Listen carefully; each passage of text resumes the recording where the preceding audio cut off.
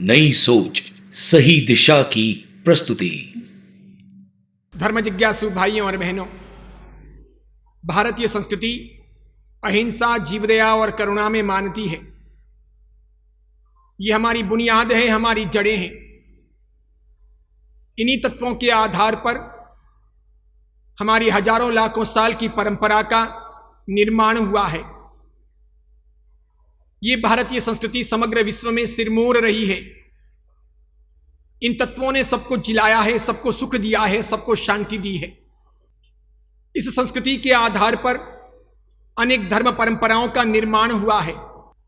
सभी धर्म परंपराओं में कहीं न कहीं अहिंसा को, शाकाहार को, जीवदया को, करुणा को प्राधान्य दिया गया है, प्रमुखता दी गई है।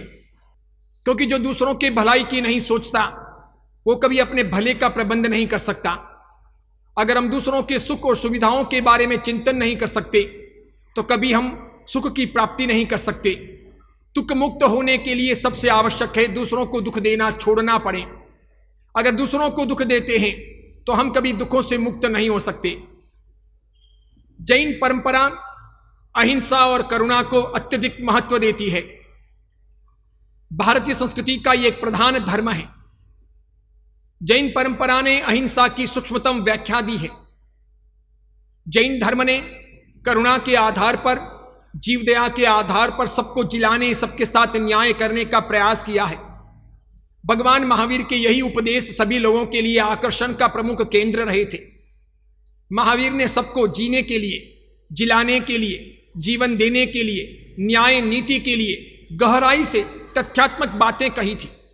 आज हम सभी जैन महावीर को मानते हैं, जानते हैं, लेकिन महावीर की बातों का ठीक से अनुकरण करने का प्रयास नहीं करते। इसलिए जब कभी अहिंसा की बात आए, जब कभी तत्वों को जिलाने की बात आए तो जैनों को सबसे आगे रहने का प्रयास करना चाहिए। 1 अगस्त शनिवार के दिन बकरी ईद है।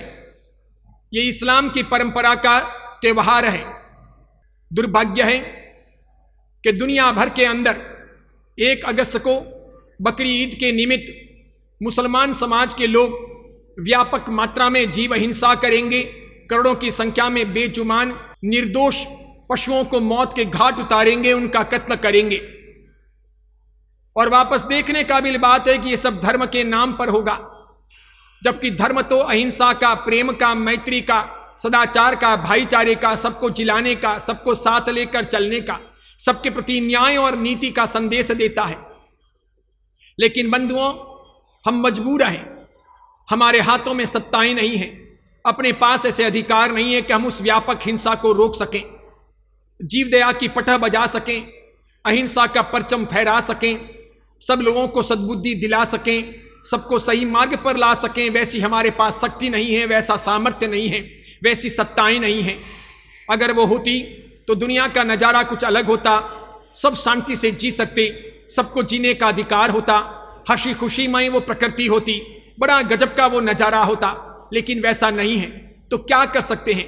तो अधिक से अधिक हम जीवदया का उस दिन परिपालन कर सकते हैं, अहिंसा को जीवंत बना सकते हैं, करुणामय विचारधारा को और अधिक मजबूत कर सकते हैं, भावदया का चिंतन करके ऐसा कुछ कर सकते हैं जिससे उन मरने वाले जीवों की आत्मा को शांति मिले, और जो लोग हिंसा के मार्ग पर आरूढ़ हैं उन सब लोगों को सद्बुद्धि मिले, वे सदाचारी बने।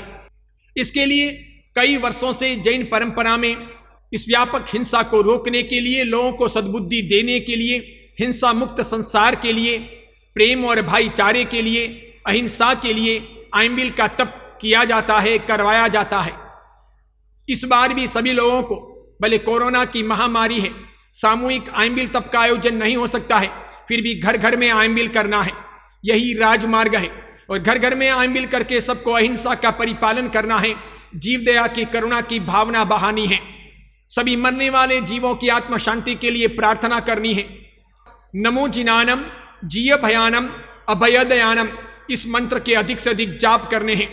और जिन लोगों से किसी कारण से आइंबिल का तप न होता हो, सिर्फ उन्हीं लोगों को ये संकल्प लेना है कि वे पूरे दिन आइंबिल का भोजन करेंगे, सभी प्रकार की विगई का परित्याग करके भी अहिंसा का, भावदया का परिपालन करेंगे।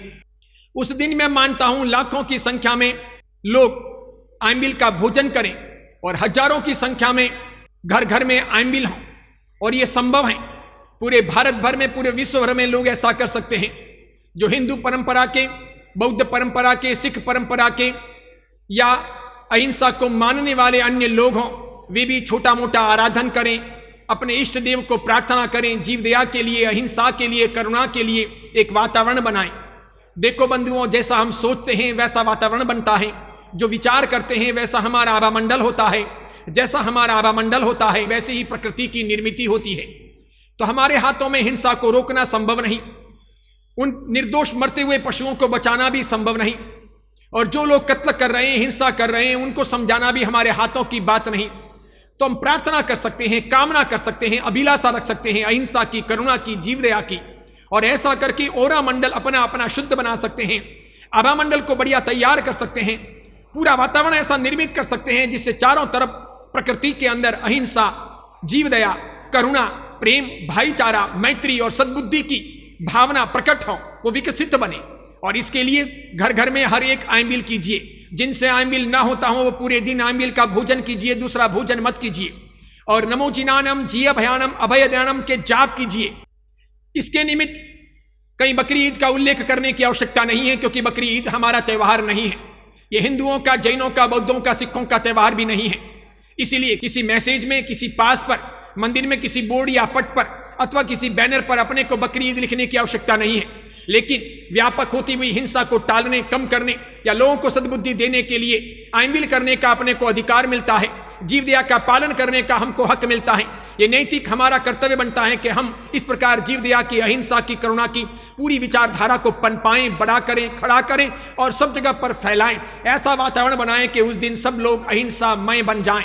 तो सभी हिंदुओं को, सभी जैनों को, अहिंसा में मानने वाले सभी लोगों को निवेदन करना चाहूंगा कि उस दिन आप और कोई हिंसा का मार्ग ना अपनाएं, कुछ भी गलत काम ना करें, किसी प्रकार के कानून अपने हाथ में ना लें, किसी को बुरा भला ना कहें, सबकी सद्बुद्धि के लिए प्रार्थना करें, जीव दया का परिपालन करें, मरते हुए जीवों को बचाने का प्रयास करें, उन्हें अभय दें, उन्हें सुरक्षा दें, उनकी जान माल की रक्षा करें और इस प्रकार सबका कल्याण करें।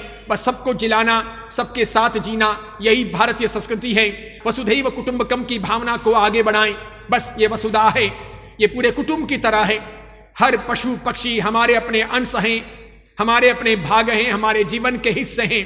वो छोटे हों, बड़े हों, सभी लोगों को साथ में लेकर चलें, ऐसी भावना का विकास करें, सबका कल्याण हो, सबको सद्बुद्धि मिले, ऐसी मैं भावना रखता हूं। मैं सोचता हूं जब कभी अपने पड़ोस के अंदर किसी व्यक्ति का देहांत हो जाता है अथवा अपने घर के अंदर किसी की मृत्यु हो जाती है तो शोकमय वातावरण हो जाता है। उस दिन हम मिठाई नहीं खाते, मौज शौक नहीं करते, किसी प्रकार के जलसे का आयोजन नहीं करते, कोई पार्टी वार्टी नहीं मनाते, क्योंकि दुख होता है, पीड़ा होती है, वियोग हुआ होता है। जिनको हम चाहते थे, मानते थे या जिनको हम पहचानते थे वे चले गए हैं, उनका देहांत हो गया है। उसी प्रकार 1 अगस्त शनिवार के दिन करोड़ों की संख्या में निर्दोष पशु मरेंगे। वे हमारे जीवन के हिस्से हैं, इसीलिए शोक होना चाहिए, मन के अंदर दुख होना चाहिए, पीड़ा होनी चाहिए, जीव दया की, करुणा की भावना होनी चाहिए, उनके प्रति दया आनी चाहिए। इसके लिए आइंबिल का तप करना चाहिए, मंत्र जाप करने चाहिए और प्रार्थना करनी चाहिए।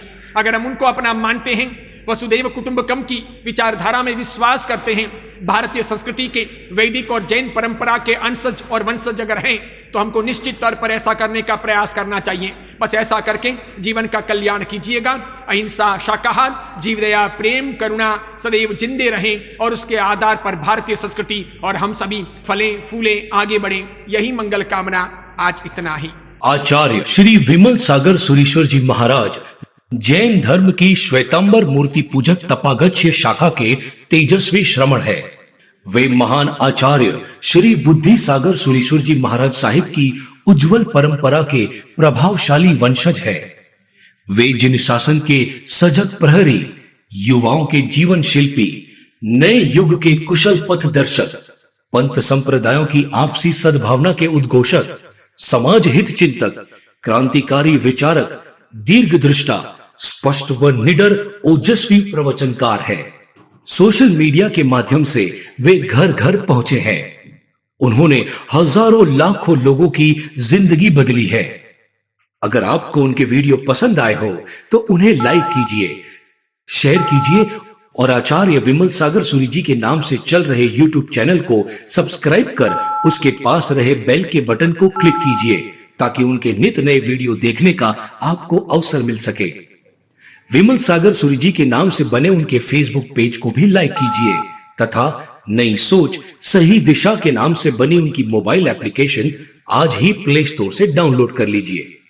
आइए हम सब मिलकर वैचारिक क्रांति का सूत्रपात करें। अपनी सोच बदले, दिशा बदले, दशा बदले।